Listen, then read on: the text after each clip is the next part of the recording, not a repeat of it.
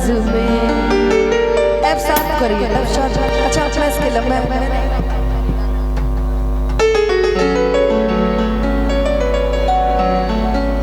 चाय। बहुत सुंदर गाना है। कौन जी? गाना सुंदर है। मुझे लगा मेरी तारीफ कर रही है। तू डोली में जइहा कि जवना में पिया के हो जइहा।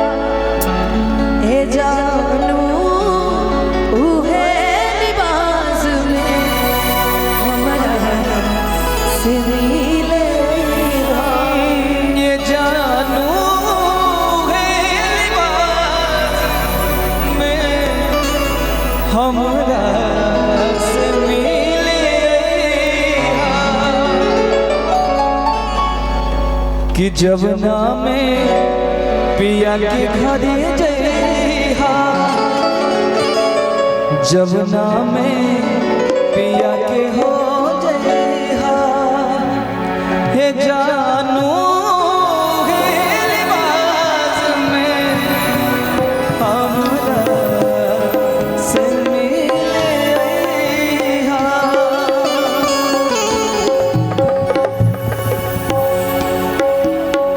हेलो गोलू,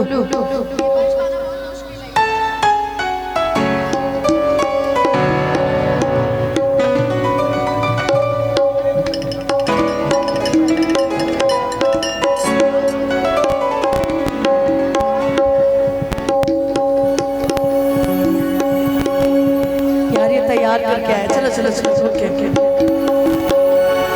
जानो है लिबास में हमरा से मिले। जानू है लिबास में हमरा से मिले। जब ना में डोली में जइहा। जब ना में पिया के हो जइहा। हे जानू है लिबास में हमरा से मिले। जानू है लिबास में हमरा से मिले हो।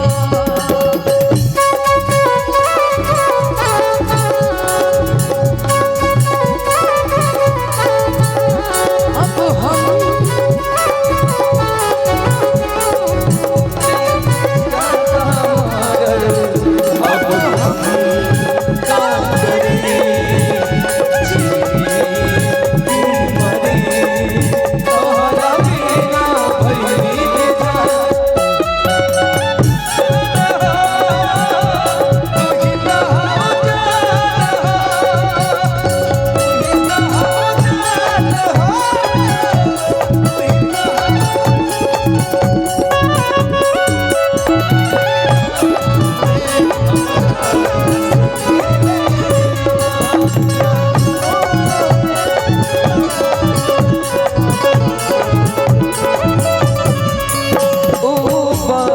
गया बगीचा सब सोने लगेगा।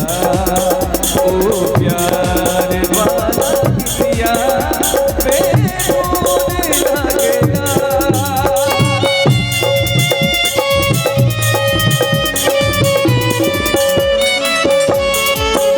ओ गया बगीचा सब सोने लगेगा। ओ प्यार वाला किया बेहोने लगेगा। सब याद के मन से मिटेगा। सब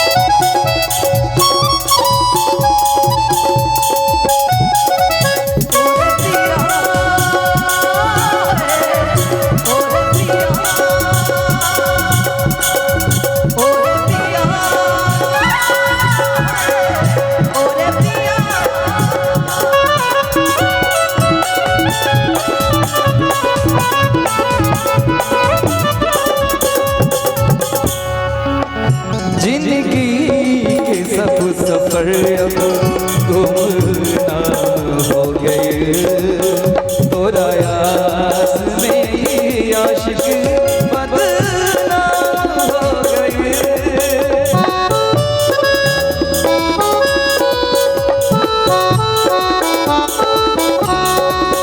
जिंदगी के सब सफर अब गुमनाम हो गए, तोरा यास में आशिक बदनाम हो गए। मोरा अंतिम विदाई में आएगा, सपनों में नया सुबह देगा। मोरा अंतिम विदाई में आएगा, सपनों में नया सुबह देगा।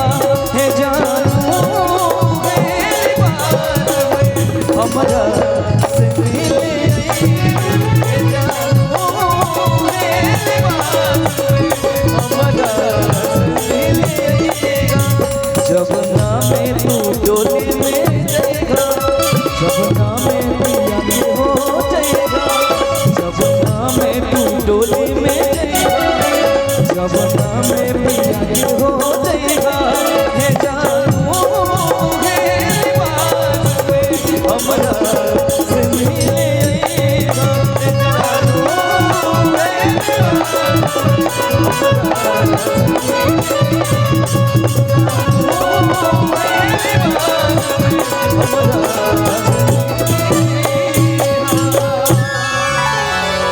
एक जोरदार ताली बजा दीजिए यार, वाकई ये गाना बड़ा कठिन था गाना मंच में।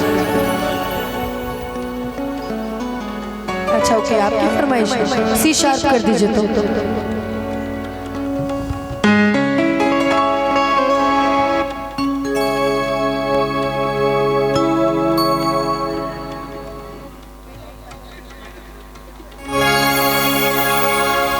ये ऐसे माइनर लगा मेजर लगाते हैं ना, मुझे एक चीज याद आ जाती है। अच्छा गाना है, क्यों दिखाऊं मैं गा के सुनाऊंगी ना। जानते हैं कौन सा लाइन याद आता है? एक अभी नई पिक्चर आई थी बड़ी अच्छी, भोला भाला था सीधा सादा था, मैं तो नादान था, दुनियादारी से होशियारी से मैं तो अनजान था। लगी चोट ऐसी मेरे भोले दिल में, बिखर सा गया टूट के, जो धागों से मोती के रिश्ता दिलों का जुड़ेगा ना अब छूट के। जहरीले सपनों ने, मेरे ही अपनों ने मुझको ही धोखा दिया। मेरे डोले रुको यार, फरमाइश कुछ और है, ये तो हम लोग ऐसे गा रहे हैं। शुरू पर दिया ये हम गा चुके हैं गाना यार मंच पे, हम लोग दोनों साथ मिलके गए थे गाइस। लेकिन वाकई क्या पसंद है आपकी यार, कि ढेर दिन भइल पता न लगे जान, कि कहाँ गइलू भइलू ईद के तो चांद हो, कि अब हमारा बना तहरा प्यार या बता